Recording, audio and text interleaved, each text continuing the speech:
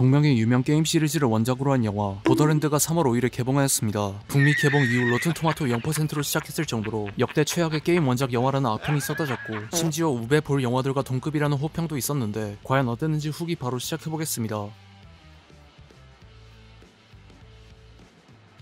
프로메테아 행성에서 의뢰인의 작업을 처리하던 현상금 사냥꾼 주인공 릴리스는 외계 종족 에리디안들의 비밀이 숨겨져 있는 판도라 행성의 볼트를 찾아 나서던 거대 기업 중 하나인 아틀라스의 회장 듀칼리안 아틀라스에게서 납치된 듀칼리안의 딸 티나를 찾아달라는 의뢰를 받게 됩니다. 티나의 현 위치는 볼트 헌터들과 사이코들이 득실거리는 릴리스의 고향 행성 판도라였기 때문에 릴리스는 듀칼리안의 의뢰를 거절하려고 했지만 거금의 비용을 선불로 받자 릴리스는 곧장 판도라 행성으로 출발합니다. 릴리스는 판도라 행성의 주민들에게 티나의 사진을 보여주며 행적을 줬던 중 릴리스를 돕도록 프로그래밍된 로봇 클랩트랩의 도움을 받아 티나의 마지막 위치를 파악하게 됩니다. 마침내 찾아낸 티나는 자신이 만든 폭발물들로 릴리스를 위협하고 티나를 보호하던 사이코 크리그까지 함께 덤비면서 듀칼리안에게 돌아가지 않겠다며 버티고 설상가상으로 녹스 사령관이 이끄는 아틀라스의 사설 군사 조직 크림슨 랜스가 추격해오자 그때 크리그와 함께 티나를 판도라 행성으로 데리고 왔던 크림슨 랜스 출신의 용병 롤랜드 덕분에 위기를 모면하게 됩니다. 티나가 자신이 볼트를 열 수 있는 열쇠인 이리디아의 딸이라고 주장하자 롤랜드는 생추어리 시티에 있는 외계 고고학자 겸 과학자 테니스를 찾아가 아틀라스보다 먼저 볼트를 찾아내려는 내용입니다. 예전에 보더랜드 1을 해보긴 했지만 보더랜드 시리즈의 세계관과 설정을 잘 알진 못하는데 저조차도 영화 속 묘사가 원작 게임을 대충 흉내만 내고 동떨어져 있다는 느낌을 받았고 보더랜드 시리즈의 팬이라면 이 영화를 보고 얼마나 큰 분노를 느낄지 감히 상상조차 할 수 없었습니다.